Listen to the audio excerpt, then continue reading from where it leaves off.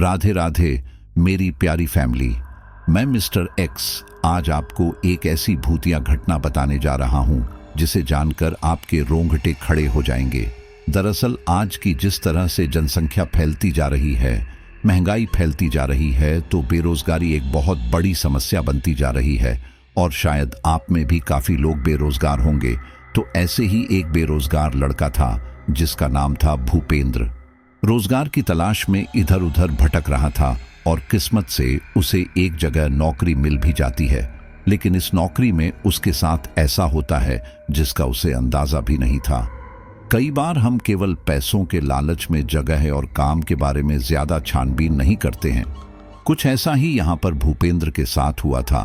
तो आइए जानते हैं उसकी आप बीती उसी के शब्दों में। और जो साथी पहली बार चैनल पर आए हैं वह तो इस आप बीती को कंप्लीट जरूर सुने। और जब आपको स्टोरी अच्छी लगे तो अंत में चैनल को सब्सक्राइब करके हमारी फैमिली का हिस्सा जरूर बन जाए। चलिए शुरू करते हैं। ये कहानी भूपेंद्र यानी कि मेरी है, जो कि नौकरी की तलाश में था। जब तक कोई स्थायी नौकरी नहीं मिल जाती तब तक मैं कहीं पर भी थोड़े समय के लिए काम करके अपना खर्चा पानी निकाल रहा था। मैं कभी किसी पार्टी में वेटर का काम करता तो कहीं किसी दुकान पर। मैंने कई जगह नौकरी के लिए अप्लाई किया था लेकिन मुझे नौकरी नहीं मिल रही थी। और इन्हीं सब के दौरान एक रात जब मैं एक पार्टी से काम करके लौट रहा था तो मुझे मेरी माँ का फ़ोन आया कि वो आते समय थोड़ी दवाइयाँ लेकर आए। और इसीलिए मैं वहीं आसपास कोई मार्केट ढूंढने लगा। दवाई की दुकान ढूंढते हुए ही मेरी नज़र अचानक से एक बड़ी सी बिल्डिंग पर पड़ी जो कि थोड़ी अजीब लग रही थी। उस बिल्डिंग के आसपास कुछ दुकानें भी थीं लेकिन वे सारी दुकानें बंद हो चुकी थीं। मैं इस जगह पर पहले कभी आया नहीं था और ये बिल्डिंग मुझे कुछ अजीब लग रही थी। इसलिए मैं उसके पास आकर उसे देखने लगा कि आखिर वो किस लिए बनी थी। लेकिन मुझे वहां कुछ नजर नहीं आया। ये देखकर मैं वहां से जाने के लिए मुड़ा, लेकिन तभी अचानक मेरे सामने एक रहस्यमयी आदमी आ गया। उस आदमी के हाथ में टार्च थी और इसी के साथ ही चेहरे पर बिल्कुल सपाट भाव थे। उस आदमी को देखकर मैं थोड़ा घबरा गया और 2 कदम पीछे हट गया। लेकिन तभी वह आदमी बोला, क्या तुम नौकरी के लिए आए हो? यह सुनकर मैं अब थोड़ा शांत हुआ और बोला, मैं वैसे तो यहां से गुजर रहा था लेकिन फिर इस बिल्डिंग को देखकर रुक कर इसे देखने लगा। वैसे काम क्या होगा और तनख्वाह क्या होगी? ये सुनकर उस शख्स ने मुझे एक नजर घूरा और फिर कहा, तुम्हें इस बिल्डिंग के अंदर काम करना होगा। असल में बहुत पहले यह एक मूवी थिएटर हुआ करता था लेकिन फिर बीच में इसे बंद करना पड़ा। लेकिन अब यह दोबारा से चलने वाला है और इस वजह से रात के शो के लिए हमें एक लड़के की जरूरत है जो कि रात का शो चलाएगा। ये सुनकर मैंने पूछा, ठीक है, कितने बजे का शो चलाना होगा? 9 बजे का। यह सुनकर वह आदमी बोला, इस थिएटर में 9 बजे के बाद भी काफी शो लगेंगे। तुम्हारी ड्यूटी 12 बजे से लेकर सुबह 5 बजे तक की होगी। अब तुम्हें कुछ घंटे की इस ड्यूटी के लगभग 40,000 रुपए मिलेंगे। 40,000 रुपए की रकम मेरे लिए काफी बड़ी थी। अब तक मैं सिर्फ छोटी मोटी नौकरियां कर रहा था लेकिन अब मुझे आखिरकार एक परमानेंट नौकरी मिलने वाली थी जिसकी तनख्वाह भी काफी अच्छी थी। लेकिन टाइमिंग थोड़ी अजीब थी। लेकिन इतने पैसों के लिए मैं यह नौकरी करने के लिए तैयार हो गया। तब उस आदमी ने दोबारा कहा, ठीक है, तो कल से तुम रात 12 बजे आ जाना। यह बोलकर वह आदमी जाने ही वाला था कि तभी मैंने उससे पूछा, मैं यहाँ पर काम तो कर रहा हूँ लेकिन मेरी समझ में यह नहीं आता कि 12 बजे के बाद यहाँ फिल्म देखने कौन आएगा, और अगर कोई नहीं आएगा तो फिर रील चलाने का फायदा क्या? यह सुनकर वह आदमी बोला, ऐसे बहुत से लोग हैं जिनको 12 बजे तक भी फिल्म देखने का समय नहीं मिलता और ऐसे में यह टाइमिंग उन लोगों के लिए बिल्कुल सही है। अभी हमें अपना यह थिएटर 24 घंटे चलना है ताकि हमारी ज्यादा से ज्यादा कमाई हो। और चूंकि यह थिएटर अभी दोबारा से नया नया चलना शुरू हुआ है इसलिए यहाँ पर तुम्हारे और मेरे अलावा और कोई नहीं होगा। लेकिन डरना मत, अगर तुमने अच्छे से काम किया तो तुम्हारी तनख्वाह भी बढ़ा दी जाएगी क्योंकि यह सारा कुछ हम दोनों जो संभाल रहे हैं। यह सुनकर मैं इसके लिए मान गया और फिर मैं वहां से चला गया। अगले दिन मैं 12 बजे के आसपास दोबारा से वहां आया और उस होल के अंदर जाने लगा। मैं जब दरवाजा खोलकर अंदर गया तो मैंने देखा कि वहां पर दोनों तरफ लंबे लंबे गलियारे थे और सामने की तरफ ही टिकट काउंटर था, लेकिन उस टिकट काउंटर पर कोई भी नहीं था। मैं यहां तो आ गया था, लेकिन मुझे यह समझ नहीं आ रहा था कि आखिर मुझे यहां पर अब करना क्या है और कहां काम करना है। मैं इस बारे में पूछने के लिए उस आदमी को ढूंढने लगा, लेकिन तभी अचानक मेरे कंधे पर पीछे से किसी ने हाथ रखा। जब मैं मुड़ा तो मैंने देखा कि वह आदमी टॉर्च लेकर मेरे सामने खड़ा था। उसने मुझसे कहा, तुम थोड़ा लेट हो गए, 12 बजे का शो शुरू हो चुका है। तुम एक काम करो, पीछे एक कमरा है, वहां चलकर बैठो, मैं तुम्हें सारा काम समझाता हूं। इसके बाद मैं वहां से चला गया। मैं इस कमरे में बैठकर उस आदमी के आने का इंतजार कर रहा था। कुछ देर बाद वह आदमी वहां आया और बोला, तुम कल से इसी कमरे में काम करोगे, और हां, यहां पर कभी कभार डरावनी फिल्में भी लगती हैं, जिसकी वजह से वह डरावनी आवाजें इस कमरे में भी सुनाई देती है। तो डरना मत। इस कमरे में सामने जो मशीन है, तुम्हें उसके ऊपर ध्यान देना है। तुम्हें देखना है कि यह रील अच्छे से चले ताकि लोग आराम से यह फिल्म देख सके। अब तुम यहीं पर इसके ऊपर नजर रखो, मैं बाहर बाकी के काम संभाल लेता हूं। इसके लिए मैं मान गया और फिर वह आदमी वहां से बाहर चला गया। मैं बहुत अच्छे से अपना काम करना चाहता था ताकि जल्दी मेरी तनख्वाह भी बढ़ जाए। मैं रील देख रहा था कि कुछ ही देर में इंटरवल हो गया और फिर मैंने ध्यान दिया कि बाहर की तरफ से कुछ लोगों की आवाज आ रही थी। जब से मैं इस बिल्डिंग में आया था तब से मैंने उस डरावने आदमी के अलावा और किसी को यहां नहीं देखा था। इस वजह से मेरी इच्छा हो रही थी बाहर जाकर देखने की, लेकिन फिर मैंने सोचा कि कहीं मेरी नौकरी ना चली जाए। यही सोचकर मैं उसी कमरे में रहा। बीच बीच में मुझे लोगों के बाहर जाने और अंदर आने की आवाजें आती, जिससे मैं खुश था कि चलो मैं यहां अकेला नहीं था। सुबह 5 बजे जब मैं उस कमरे से बाहर आया तो मैंने देखा कि वहां पर कोई भी नहीं था, यहां तक कि वो आदमी भी नहीं। मैंने उसे आसपास ढूंढा, लेकिन वो मुझे नहीं मिला। तब मैंने सोचा कि हो ना हो वो अपने घर चला गया होगा, क्योंकि वैसे भी घर जाने का समय हो गया था। पूरी रात रील चलाकर मैं काफी थक गया था, मुझे थकान हो गई थी। मैंने अपनी साइकिल निकाली और आगे की तरफ बढ़ने लगा। कुछ आगे चलकर मैंने देखा कि एक चाय वाला अपनी दुकान खोल रहा था। मुझे काफी नींद आ रही थी और थकान भी काफी लगी हुई थी, इसीलिए मैंने वहां रुककर एक कप चाय पीने का सोचा। मैं वहीं रुककर चाय पीने लगा। चाय पीते पीते चाय वाले भैया ने मुझसे कहा, वैसे आप हो कौन? मैंने आपको इस एरिया में पहले तो कभी नहीं देखा। यह सुनकर मैंने कहा, हाँ, कल ही यहां पर एक जगह पर मैंने काम करना शुरू किया है। मेरी नाइट शिफ्ट है, इसी वजह से इस समय पूरी रात यहां काम करके बस घर ही जा रहा था। लेकिन रात भर काम करने की वजह से मुझे काफी थकान हो गई थी और अब नींद भी काफी आ रही थी, इसलिए मैंने सोचा कि रुककर एक कप चाय पी ली जाए। इतनी सुबह सुबह वहां पर कोई भी नहीं था, जिस वजह से वे चाय वाले भैया भी बोर हो रहे थे और इसलिए वो मुझसे बातें करने लगे। कुछ देर बाद जब मेरी चाय खत्म हो गई तो मैंने चाय के पैसे दिए और वापस घर की ओर बढ़ गया। मेरा नौकरी का पहला दिन बहुत अच्छे से निकल गया था और मुझे इस बात की काफी खुशी थी, और अब मैं बस इस चीज का इंतजार कर रहा था कि कब यह पूरा महीना निकले और मैं अपनी तनख्वाह लूं। अब यह हर रोज होने लगा था। मैं रोज रात को वहां नाइट शिफ्ट करके उन चाय वाले भैया के पास चाय पीकर घर जाता है। उन्होंने मुझे बताया कि उनका नाम संजय है और वो अपनी पत्नी और बच्चों के साथ काफी खुश हैं, लेकिन काम की वजह से उन्हें बच्चों को घुमाने का समय नहीं मिल पाता। इसी दौरान एक दिन बातों ही बातों में वो चाय वाले संजय भैया बोले, वैसे भैया, यहाँ से थोड़े ही आगे एक फिल्म थिएटर है जो कि बंद पड़ा है। वह बिल्डिंग भी अपने आप में काफी अलग कहानी लेकर बैठी हुई है। एक समय हुआ करता था जब उस सिनेमा हॉल के बाहर इतनी भीड़ लगती थी कि वहां पर टिकट ब्लैक होती थी, लेकिन आज देखो वो बिल्डिंग एकदम वीरान पड़ी हुई है। ये सुनकर तो मेरा माथा चकरा गया, क्योंकि मैंने इस एरिया में पीछे की तरफ सिर्फ एक ही मूवी थिएटर देखा था और यह वही था जिसमें मैं अभी नाइट शिफ्ट कर रहा था। इसलिए मेरी यह सब जानने में दिलचस्पी और बढ़ गई और मैंने पूछा, वह थिएटर वीरान पड़ा है, लेकिन कैसे? तब वह चाय वाला बोला, माना जाता है कि 2012 में वहां भयानक आग लग गई थी, जिसके बाद यह थिएटर बंद करना पड़ा। आज भी इस थिएटर के अंदर वह गंदे सोफे और सब कुछ अभी भी वैसा का वैसा ही रखा हुआ है। यकीन नहीं होता, कभी जहां पर इतनी भीड़ हुआ करती थी, आज वहां पर कोई जाना भी नहीं चाहता।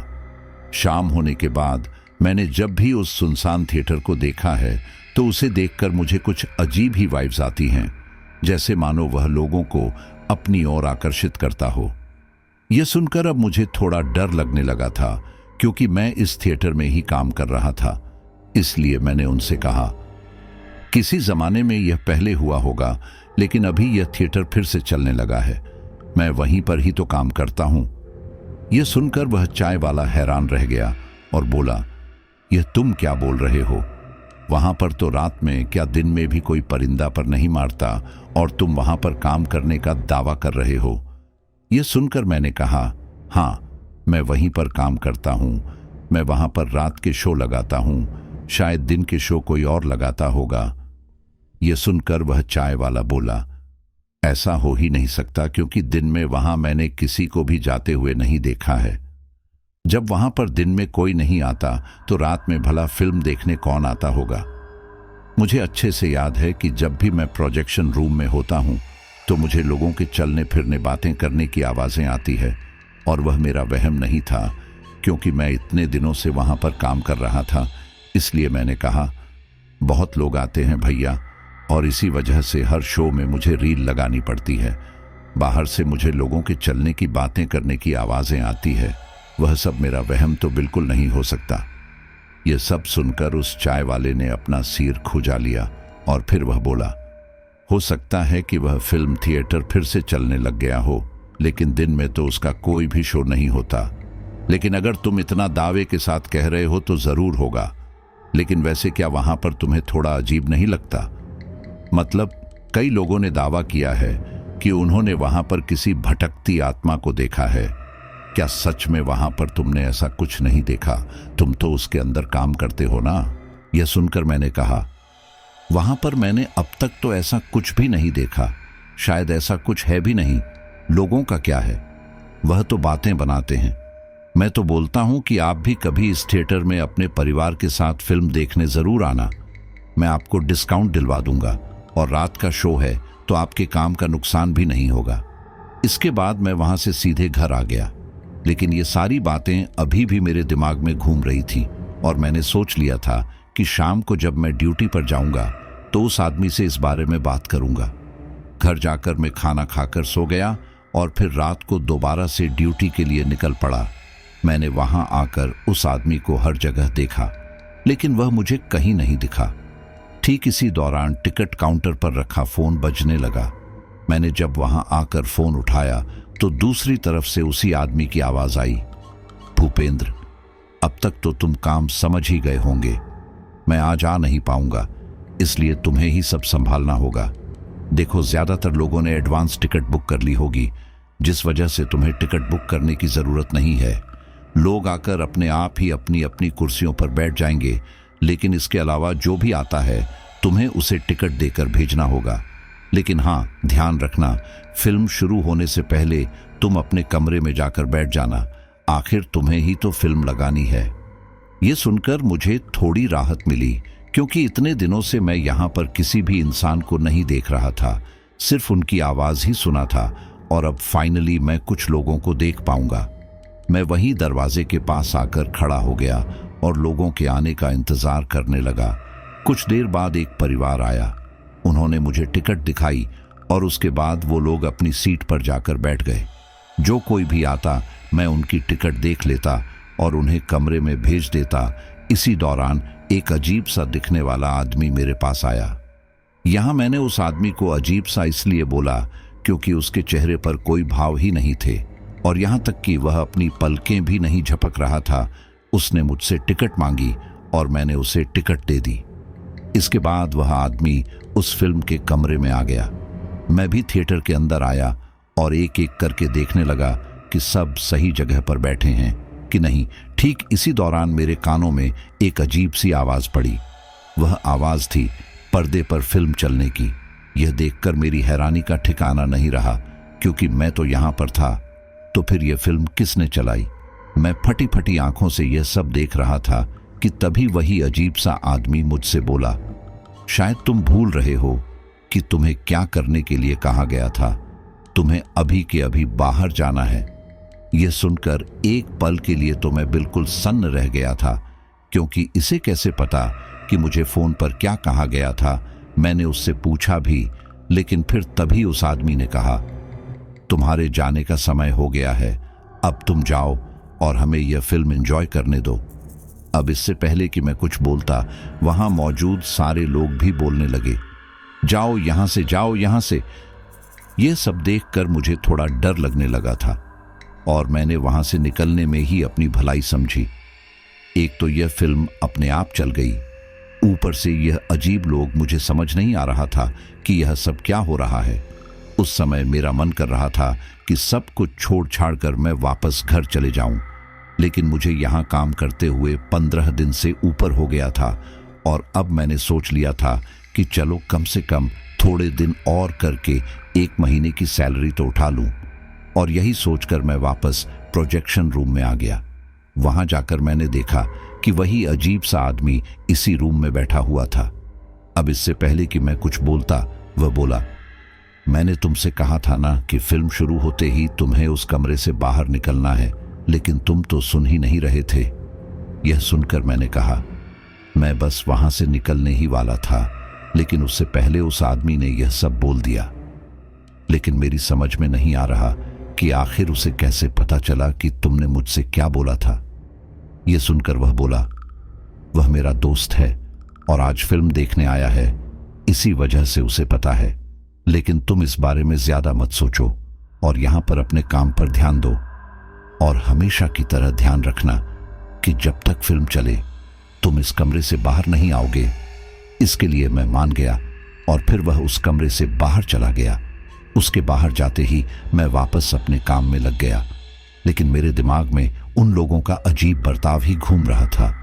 खैर, कुछ घंटे बाद शो खत्म हो गया और अब मैं उस कमरे से बाहर जाकर लोगों को देखने लगा।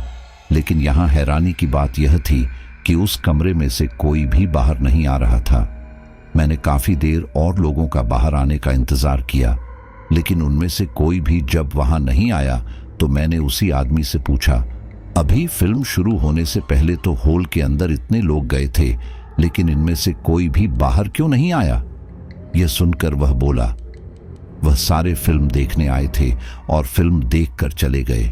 हॉल के अंदर बाहर जाने का अलग रास्ता होता है और अंदर जाने का अलग। वैसे इस बारे में छोड़ो, और तुम मुझसे क्या पूछना चाहते थे? यह सुनकर मुझे काफी ज्यादा हैरानी हुई, क्योंकि आखिर इस कैसे पता कि मैं इससे कुछ पूछने वाला था। लेकिन फिर मैंने ज्यादा कुछ ना सोचते हुए उससे पूछा, लोग बता रहे थे कि यह हॉल पहले बंद हो गया था, लेकिन अब आप लोग इसे दोबारा से चला रहे हैं। लेकिन इसमें दिन में कोई शो क्यों नहीं लगता, जबकि आपने पहले कहा था कि यह 24 घंटे चलने वाला हॉल है? तब वह बोला, दिन में शो लगाने का कोई फायदा नहीं है, क्योंकि दिन में तो और भी काफी जगह फिल्में चलती हैं, जिस वजह से हमारे यहाँ लोग कम ही आते हैं। इस शहर में रात के समय कोई भी फिल्म नहीं लगाता, जिस वजह से रात में ये हॉल अच्छे से चलता है। ये सुनकर मैंने कहा, शायद आपकी बात सही हो, लेकिन अगर आप दिन में भी यहाँ शो लगाएंगे तो आपको ही फायदा होगा। ये सुनकर वह बोला, हाँ, मैं इस बारे में मालिक से बात करूंगा। इसके बाद हम दोनों अपने अपने कामों में लग गए और लगभग सुबह के समय वहां से चला गया। हमेशा की तरह मैं इस चाय वाले के पास गया और चाय पीने लगा। बातों बातों में ही उस चाय वाले ने मुझसे पूछा, और भैया आपका दिन कैसा गया? मेरा मतलब आपका काम कैसा गया? यह सुनकर मैंने कहा, हमेशा की तरह अच्छा ही गया। काफी लोग आए थे, जिस वजह से सारे ही शो लगाने पड़े, लेकिन चलो अच्छा है। मैं अगर इसी तरह से अच्छे से काम करूंगा तो हो सकता है मेरी तनख्वाह भी बढ़ जाए।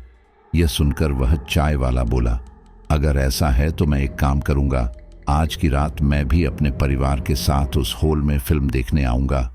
मुझे यहाँ से जाते जाते 10-11 बज जाते हैं, जिस वजह से मैं कभी बच्चों को किसी अच्छी जगह पर फिल्म दिखाने नहीं ले जा पाता।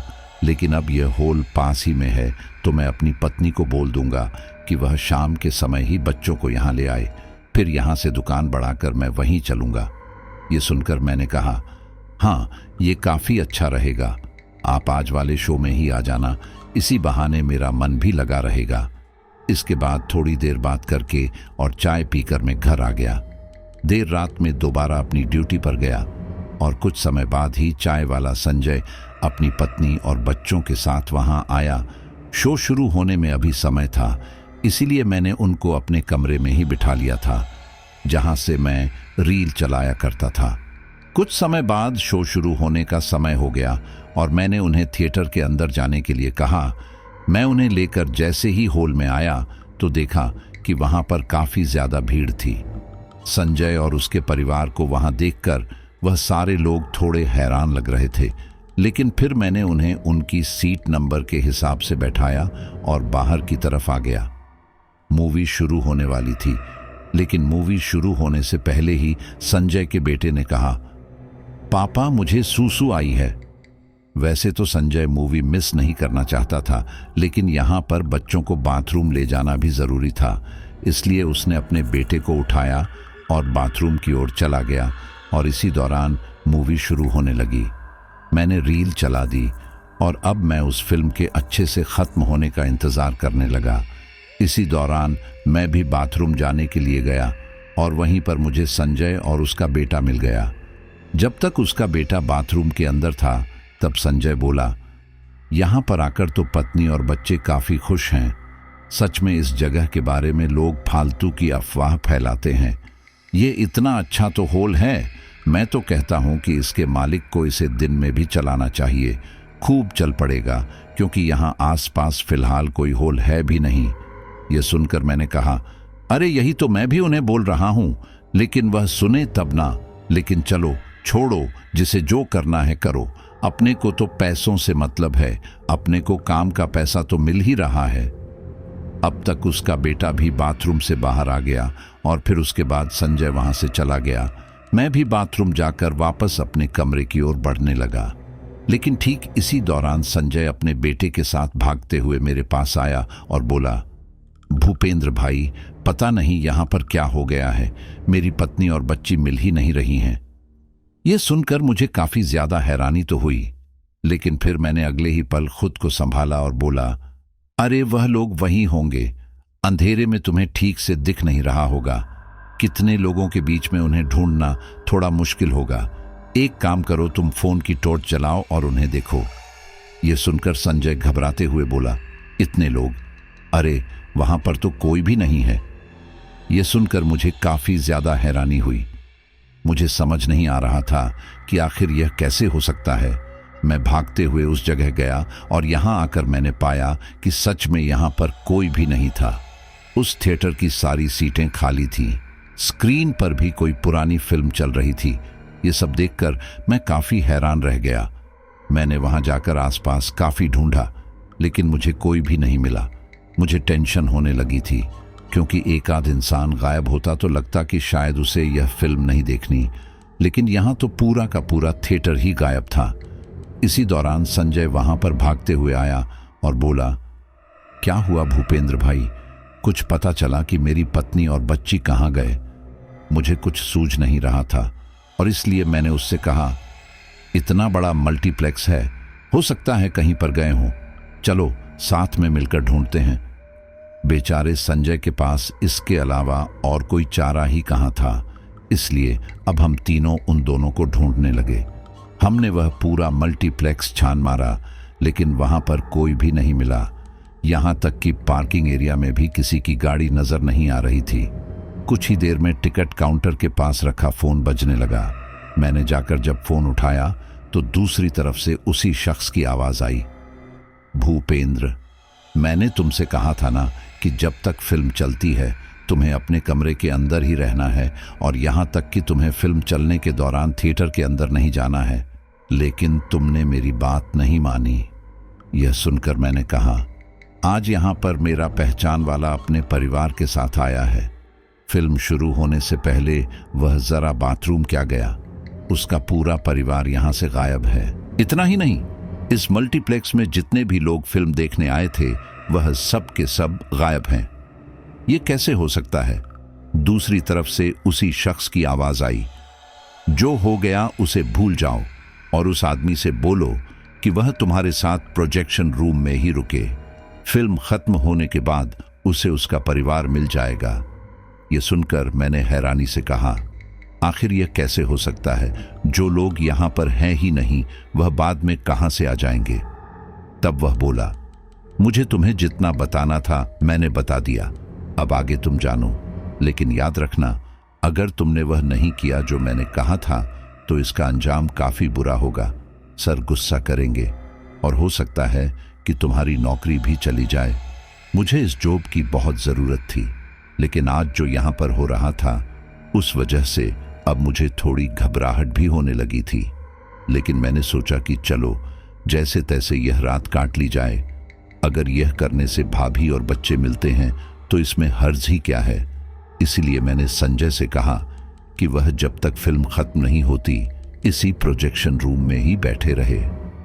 वह मान तो नहीं रहा था, लेकिन अपने परिवार के लिए वह मान गया और अब हम तीनों उस प्रोजेक्शन रूम में बैठे हुए थे। हम तीनों काफी परेशान थे और इस वजह से हम लोग किसी से कुछ बोल भी नहीं रहे थे। लेकिन इन सब में संजय का बेटा रोने लगा था क्योंकि उसे डर लगने लगा था। हम दोनों उसे समझाने की काफी कोशिश कर रहे थे, लेकिन ठीक इसी दौरान बाहर से कुछ लोगों की आवाजें आने लगी।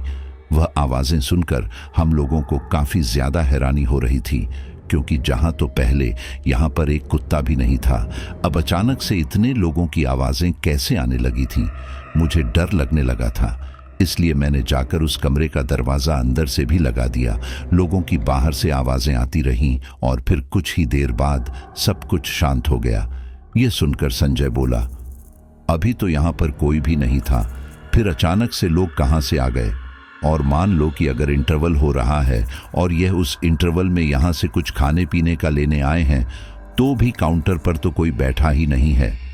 यह सब सुनकर तो संजय का बेटा और बुरी तरह से रोने लगा। हम लोगों ने वह 3 घंटा बहुत मुश्किल से काटा था और फिर जैसे ही वह फिल्म खत्म हुई, मैंने कहा, आखिरकार यह फिल्म खत्म हो गई, अब शायद हमें भाभी और बच्चे मिल जाएंगे। चलो चलकर देखते हैं। इसके बाद मैं, संजय और उसका बेटा उस प्रोजेक्शन रूम से बाहर आकर भाभी को ढूंढने लगे, लेकिन वह वहां पर नहीं थी। ठीक इसी दौरान मुझे याद आया कि इस हॉल में पीछे की तरफ एक एग्जिट और है, जहां से फिल्म खत्म होने के बाद लोग आते हैं। मैं संजय और उसके बेटे के साथ पीछे की तरफ गया, जहां पर भाभी और बच्ची खड़े थे। उन्हें देखकर मैंने राहत की सांस ली। तभी संजय ने उससे पूछा कि आखिर वह कहां पर थी और मिल क्यों नहीं रही थी। तब भाभी बोली, हम तो फिल्म थिएटर में ही थे, तुम्हारे आने का इंतजार कर रहे थे, लेकिन तुम तो आए ही नहीं, इसलिए हम लोगों ने ही वह फिल्म पूरी देख ली। वैसे तुम लोग कहां रह गए थे? ये सब सुनकर संजय का सर चकरा गया था। उसे समझ नहीं आ रहा था कि आखिर सही क्या है और गलत क्या है। उसकी पत्नी और बेटी सही सलामत सामने खड़ी थी, और जब हम लोग फिल्म के दौरान थिएटर के अंदर गए थे तो पूरा थिएटर बिल्कुल खाली था। संजय इसी बारे में सोच रहा था कि तभी मैंने कहा, देखो मुझे पता है कि तुम्हारे दिमाग में क्या चल रहा है, लेकिन मैं इस बारे में सर से बात करूंगा कि आखिर यह सब क्या है। तुम अब अपने बीवी बच्चों के साथ घर पर जाओ, आराम करो, सब सही है, चिंता मत करो। संजय को भी यह बात सही लगी और वह अपने बीवी बच्चों के साथ वहां से चला गया, और मैं भी अपनी आगे की ड्यूटी करने के लिए वापस उस मल्टीप्लेक्स के अंदर आ गया। मुझे काफी डर लग रहा था और डर की वजह से बाथरूम भी आ रहा था। इस वजह से मैं जल्दी से बाथरूम में गया ताकि फिल्म शुरू होने के बाद में कमरे से बिल्कुल बाहर ही ना निकलूं। मैंने मन ही मन सोच लिया था कि 1 महीने यहां पर काम करके अपनी पूरी सैलरी लेकर मैं इस नौकरी पर लात मार दूंगा। उस रात मैंने जैसे तैसे काम किया और फिर घर आ गया। घर आने से पहले मैंने संजय की दुकान पर चाय पीने की सोची थी, लेकिन न जाने क्यों उसकी दुकान बंद थी। शायद रात में वो देर से घर गया था, इसी वजह से उसकी नींद पूरी नहीं हुई होगी। अगली रात मैं दोबारा से अपनी ड्यूटी के लिए गया। आज मुझे दरवाजे पर ही वह अजीब सा आदमी दिखाई दिया और उसने मुझसे कहा, तुम्हारे उस दोस्त का परिवार उसे सही सलामत मिल गया ना? मैं वैसे तो कल वाली रात के बारे में सोचना भी नहीं चाहता था, क्योंकि मुझे इससे यहाँ काम करने में थोड़ा डर लग रहा था, लेकिन इसने सामने से ही पूछ लिया, इसलिए मैंने भी इससे पूछा। हाँ, वह मिल तो गए, लेकिन मुझे समझ नहीं आ रहा कि मूवी चलने के दौरान पूरा का पूरा थिएटर खाली क्यों था। तब वह बोला, देखो वैसे तो हमें बताना अलाउड नहीं है, लेकिन अब तुम यहाँ काम करते हो इसलिए तुम्हें बता ही देते हैं। असल में यहाँ एक खुफिया थिएटर है। जब भी फिल्म शुरू होने वाली होती है तो इस हाल में मौजूद सारी कुर्सियाँ नीचे मौजूद एक खुफिया थिएटर में चली जाती हैं, जिस वजह से तुम्हें पूरा थिएटर खाली ही मिलेगा, क्योंकि असल में यहाँ के लोग तो नीचे फिल्म देख रहे होते हैं और यह काम इतनी सफाई के साथ होता है कि ऑडियंस को भी पता नहीं चलता, और कल भी यही हुआ था। इसका सबसे बड़ा फायदा ये होता है कि नीचे बने थिएटर में दर्शकों को बहुत ही अलग तरह का अनुभव मिलता है, जिससे वह लोग बार बार यहाँ पर फिल्म देखने आते हैं। और इतना ही नहीं, वह लोग अपने दोस्तों और रिश्तेदारों को भी इस जगह के बारे में बताते हैं, जिससे हमारा होल चलता है। यह सब करने के लिए एनर्जी ज्यादा चाहिए होती है, इसलिए हम इसे उस समय करते हैं जब हमारे पास दर्शक ज्यादा आते हैं, और वह रात के समय आते हैं। जब उसने यह सब कहा तो मेरे मन से बोझ उतर गया। मैंने राहत की सांस ली और अब मैंने सोच लिया कि मैं यहीं पर काम कर लूंगा। उस रात मैं वहां पर काम कर रहा था कि तभी वो आदमी मेरे पास आया और बोला, तुम यहाँ पर काफी अच्छे से काम कर रहे हो, लेकिन तुम कभी कभी गलतियां करते हो, जैसे कि हमारी कही हुई बात नहीं मानते, जिसकी वजह से मुझे काफी कुछ सुनना पड़ रहा है। अब मेरी बात ध्यान से सुनो। मैंने तुमसे पहले भी कहा था और अब मैं दोबारा कहता हूं, एक बार फिल्म शुरू होने के बाद तुम इस कमरे में आओगे और इस कमरे से बाहर नहीं निकलोगे। दूसरी बात, तुम अगर इस कमरे से बाहर निकल भी गए तो हॉल के अंदर नहीं जाओगे, क्योंकि तुम्हें पता ही है हॉल के अंदर दर्शक कुर्सियों समेत ऊपर नीचे होते हैं, जिस वजह से तुम भी वहां पर नीचे गिर सकते हो और तुम्हें चोट लग सकती है। और आखिरी बात, तुम किसी भी दर्शक से बात करने की कोशिश नहीं करोगे, फिर भले ही वह तुम्हारा कोई दोस्त या रिश्तेदार ही क्यों ना हो। दोस्ती रिश्तेदारी यहां से बाहर जाकर निभाओ।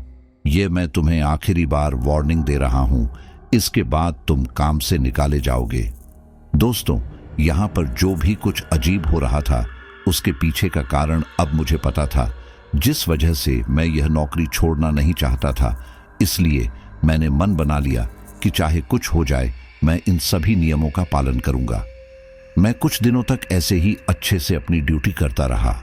मैं घर से यहाँ आता और यहाँ से घर, बस मैं यही कर रहा था। लेकिन यहाँ पर एक बात मुझे काफ़ी अजीब लगी, और वह यह कि संजय की दुकान जो अक्सर सुबह के समय खुल जाती थी, वह अब मुझे बंद ही मिलती थी। इसी तरह से 8-10 दिन हो गए, लेकिन संजय की दुकान मैंने कभी खुली नहीं देखी। यहाँ तक कि मैंने संजय की दुकान पर 1 घंटे इंतजार करके भी देखा, लेकिन संजय नहीं आया। मुझे लगा कि क्या पता संजय ने अब इतनी सुबह दुकान खोलना बंद कर दिया हो। इसी वजह से मैं अब शाम के समय लगभग 7 या 8 बजे यहाँ आने के लिए निकला, लेकिन संजय की दुकान बंद ही थी। अब मुझे थोड़ी गड़बड़ लगने लगी थी, क्योंकि संजय रोज कुआं खोदकर पानी पीने वाला इंसान था। उसके पास इतना पैसा नहीं था कि इतने दिन तक छुट्टी ले सके। इसलिए उसकी बंद दुकान का कारण जानने के लिए मैंने उसके घर जाने का सोचा। मैंने उसकी दुकान के आसपास की दुकान वालों से संजय के बारे में पूछा। तभी मुझे एक दुकान वाले ने बताया कि संजय इस इलाके में पीछे की तरफ एक मकान में रहता है। उस दिन मैं यहाँ पर 7 बजे ही आ गया था, इसलिए मेरे पास अभी ड्यूटी से पहले का काफी समय था। मैं संजय के घर गया और वहां जाकर मैंने देखा कि संजय काफी ज्यादा बीमार है। उसके पास उसका बेटा बैठा हुआ है, जो कि थोड़ा घबराया हुआ लग रहा है। वहीं उसकी पत्नी और बेटी को तो मानो कोई फर्क ही नहीं पड़ रहा था। मैं संजय के पास आया और उससे पूछा, क्या हुआ भाई तुम्हें? तुम अचानक से इतने बीमार कैसे हो गए? काफी दिनों से देख रहा था कि तुम्हारी दुकान बंद थी, इसलिए रहा नहीं गया, और तुम्हारा हालचाल लेने आ गया। यह सुनकर संजय बोला, पता नहीं भाई क्या हो गया है मुझे। जब से उस होल से फिल्म देखकर आए हैं तब से मेरे शरीर में एक अजीब सी कमजोरी है। और इतना ही नहीं, मेरी पत्नी और बेटी का व्यवहार भी आजकल काफी अजीब हो गया है। यह सुनकर वहीं पास में बैठा हुआ संजय का बेटा सुबकते हुए बोला, हाँ अंकल, पता नहीं मम्मी को क्या हो गया है। पहले तो मेरी मम्मी मुझे डांटती तक नहीं थी और आजकल तो मुझे बहुत बुरी तरह से मारती है। मैंने जब उसके चेहरे की तरफ देखा तो मैंने पाया कि उसके गालों पर उंगलियों के निशान थे। इतना ही नहीं, उसके चेहरे पर भी चोट के काफी निशान थे। ये देखकर अब मैं कुछ बोलता उससे पहले ही उसकी पत्नी वहां आ गई और बोली, और क्या करूं भाई साहब, मैं उनकी तबीयत सही नहीं है, इस वजह से घर की सारी जिम्मेदारी मेरे ऊपर आ गई है। ऐसे में कमाना और बच्चों को संभालना कभी कभी मुश्किल हो जाता है, जिस वजह से मैं चिड़चिड़ी हो जाती हूँ। मुझे इसके लिए बुरा लगता है, लेकिन मैं क्या करूं, मैं काफी मानसिक तनाव में हूं। मुझे समझ आ रहा था कि भाभी के ऊपर क्या बीत रही है। एक तो उन्हें उनके पति की चिंता, ऊपर से घर की, उस वजह से हो सकता है कभी कभी बच्चों के ऊपर इसका गुस्सा निकल जाता हो। इसलिए मैंने कहा, भाभी तुम चिंता मत करो, सब सही हो जाएगा। मैं ज्यादा कुछ तो नहीं कर पाऊंगा, लेकिन ये 2000 रुपए आप रख लो, घर चलाने के काम आएंगे। संजय ने इसके लिए मना किया तो मैंने कह दिया कि कोई बात नहीं भाई, जब तुम ठीक होकर दुकान खोलने लगोगे तो मुझे फ्री में चाय पिला देना। कुछ देर वहां रुककर मैं वापस काम पर आ गया। अभी फिल्म शुरू होने में समय था, इसलिए मैं टिकट काउंटर पर ही बैठा हुआ था, क्योंकि टिकट काउंटर पर भी कोई नहीं होता था। इसी दौरान 11:30 बजे के आसपास संजय की पत्नी अपनी बेटी के साथ वहां आई। उन्हें वहां देखकर मुझे लगा कि शायद उन्हें कोई मदद चाहिए होगी, इसलिए वह वहां आई है। लेकिन फिर अगले ही पल उन्होंने मुझसे फिल्म की 2 टिकट मांगी। यह सुनकर मेरा मुंह हैरानी से खुला का खुला रह गया था, क्योंकि यहाँ उनके पति की तबीयत इतनी खराब थी। ये लोग पैसे पैसे को मोहताज थे और अभी ये यहाँ फिल्म देखने आ गए।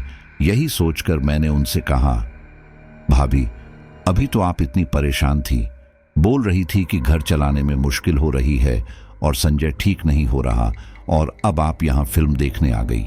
यह सुनकर भाभी ने मुझे एक नजर घूरा और कहा, तुम्हें इससे क्या मतलब, तुम्हारा काम है यहाँ पर मुझे टिकट देना, वह दो और अपने काम से काम रखो। यह सुनकर मैं चुप हो गया। अब ये उनका अपना मामला था, इसलिए मैंने ज्यादा कुछ नहीं कहा। मैंने उन्हें टिकट दी और उन्हें जाता देखता रहा। हमेशा की तरह इस बार भी मैंने पूरी रात वहां काटी और घर आ गया। अगले ही दिन में दोबारा से संजय के घर गया और उससे कहा, पता नहीं भाभी कल बड़ा अजीब व्यवहार कर रही थी, मतलब यहां पर तो ऐसे बोल रही थी जैसे उन्हें तेरी कितनी परवाह है, लेकिन वहां पर फिल्म देखने आ गई।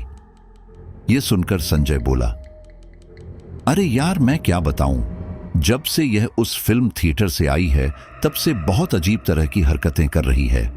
पूजा पाठ नहीं करती, पूरे दिन पड़ोसियों से लड़ती फिरती है, लड़के को भी बिना बात के पीटती रहती है, और तो और शराब और मीट मछली भी लगभग हर रोज खाती है।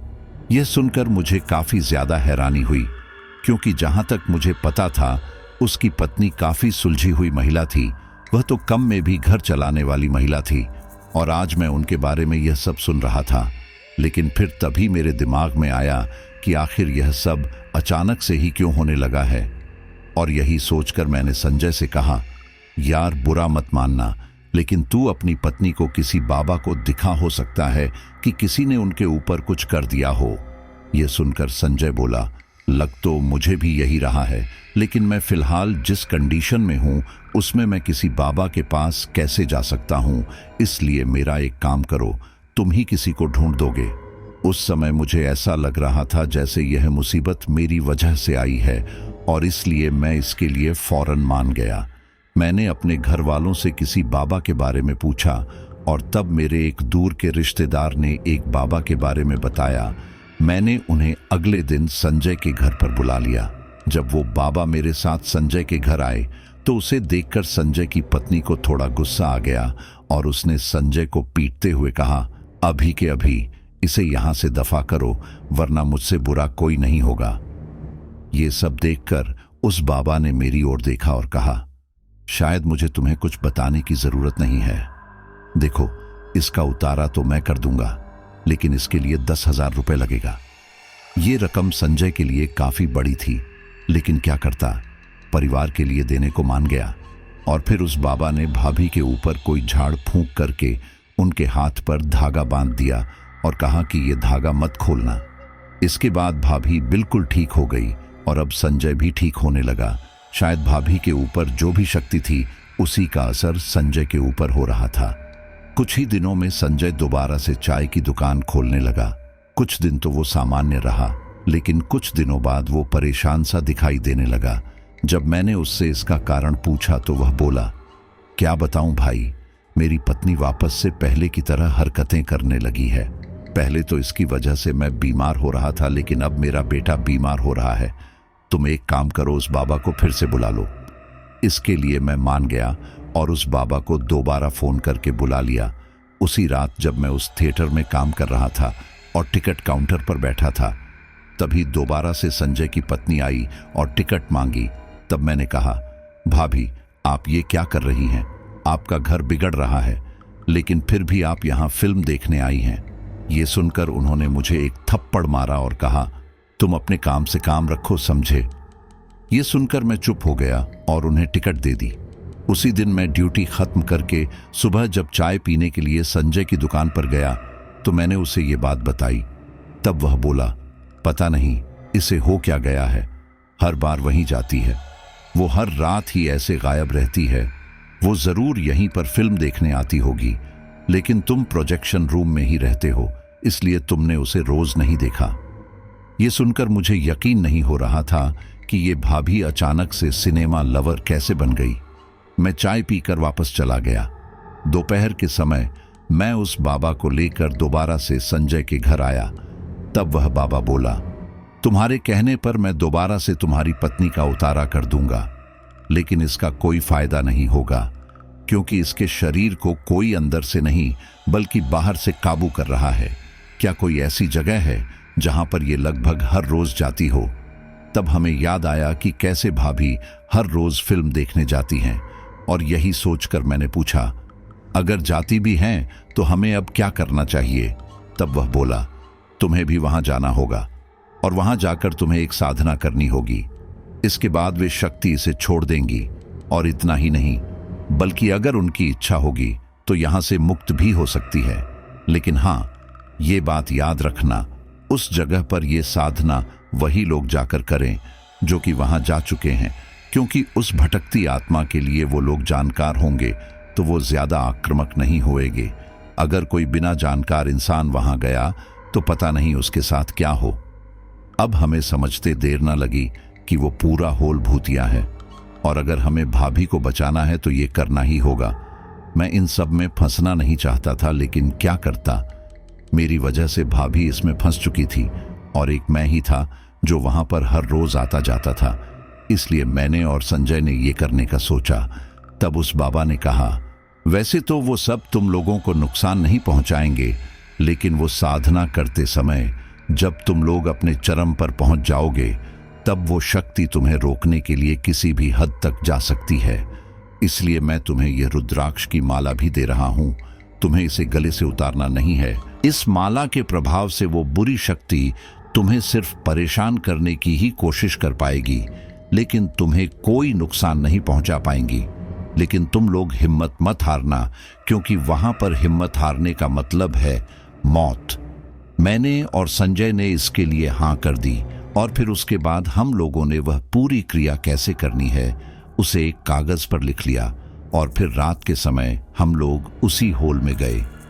मुझे संजय के साथ देखकर वही अजीब सा आदमी बोला, तुम्हारा दोस्त आज फिर फिल्म देखने आया है। यह सुनकर मैंने कहा, असल में आज हम दोनों ही फिल्म देखने आए हैं, तो एक काम करना, आज रील तुम चला लेना। यह सुनकर उस आदमी ने मुझे घूरा और कहा, यह तुम सही नहीं कर रहे हो। तुम यहां पर काम करते हो और आज तुम छुट्टी ले रहे हो। चलो कोई बात नहीं। इसके बाद उसने मुझे और संजय को टिकट दी और फिर हम दोनों होल के अंदर बढ़ गए। लेकिन तभी उस आदमी ने मुझे पीछे से आवाज दी, भूपेंद्र जरा रुको, मैंने तुम्हारे घर पर एक पार्सल भिजवाया है, वह तुम्हें मिल गया है ना? दोस्तों, मेरे पास अभी तक कोई भी पार्सल नहीं आया था, इसलिए मैंने इसके लिए मना कर दिया और हम लोग वापस से हॉल के अंदर बढ़ गए। वहां जाकर हमने देखा कि वहां बैठे सारे लोग हमें बहुत अजीब ढंग से घूर रहे थे, लेकिन क्योंकि हमारे पास टिकट था इसलिए वह लोग शांत थे। यह सब देखकर संजय मुझसे फुसफुसाते हुए बोला, यह लोग सच में कितने अजीब लोग हैं, मुझे लग नहीं रहा कि यह लोग इंसान है। देखो तो कैसे घूर रहे हैं, और अगर कोई नॉर्मल इंसान फिल्म देखने आता है तो आपस में थोड़ी बात तो करता है, लेकिन यह लोग एकदम शांति से बैठे हुए हैं। मुझे काफी ज्यादा डर लग रहा था और ऊपर से संजय ऐसे बोल रहा था, इसलिए मैंने कहा, अरे यह लोग इंसान नहीं भूत होंगे, लेकिन प्लीज आप ये सब बोलो मत, पहले ही इतना डर लग रहा है और ऊपर से मुझे यह सोचकर और ज्यादा डर लग रहा है कि मैंने पूरे 1 महीने तक इन भूतों के लिए काम किया है। यह सुनकर संजय बोला, माफ करना भाई, लेकिन भाई सच में तुमने मेरी बहुत मदद कर दी। तुम्हारी जगह कोई और होता तो मेरी मदद नहीं करता। यह सुनकर मैंने कहा, जाने अनजाने में ये सब मेरी वजह से ही तो हो रहा है, इसलिए मुझे तुम्हारी मदद भी करनी चाहिए। चलो छोड़ो इस बात को, और अब वो साधना कैसे करनी है हमें इसके ऊपर ध्यान देना है। हम दोनों यह बातें कर ही रहे थे कि तभी वही डरावना आदमी मेरे पास आया और बोला, तुम्हारे पास अभी भी समय है पीछे हटने का। मुझे उसकी बातों से समझ आ रहा था कि शायद उसे पता चल गया था कि मैं यहाँ क्या करने वाला हूँ, लेकिन वो मुझे फिर भी कोई नुकसान नहीं पहुंचा रहा था। शायद उस बाबा ने सही कहा था कि ये लोग अपने जान पहचान के इंसान को इतनी आसानी से नुकसान नहीं पहुंचाते। खैर, मैंने उसकी बात का कोई जवाब नहीं दिया और फिर वो वहां से चला गया। कुछ देर बाद फिल्म चलने लगी और इसी समय हमने वो रुद्राक्ष की माला पहन ली और इसके अगले ही पल हॉल में मौजूद वे सारे लोग गायब हो गए। स्क्रीन पर कोई पुरानी फिल्म चलने लगी और फिर तभी मैंने संजय से कहा, समय हो गया है, अब हमें अपने काम पर लगना होगा। और इसके बाद हम दोनों अपनी अपनी सीट से उठकर स्क्रीन के सामने मौजूद खाली जगह पर आ गए। हमने वहां पर उस बाबा के दिए हुए सफेद पाउडर से एक गोल सी आकृति बनाई और फिर हम दोनों उसमें आमने सामने बैठकर उस बाबा के बताए मंत्रों को पढ़ने लगे। जब हमें लगभग आधा घंटा ये करते हुए हो गया तो हमारे आसपास उस हॉल में फिल्म देखने आए लोग और वही अजीब सा आदमी आ गया और तभी वह आदमी बोला, भूपेंद्र अभी के अभी ये सब बंद करो वरना अंजाम बुरा होगा। लेकिन हमने उसकी बात का कोई जवाब नहीं दिया और ऐसे ही मंत्र बोलते रहे। इसके बाद वहां मौजूद सारी कुर्सियां हवा में उड़ने लगी।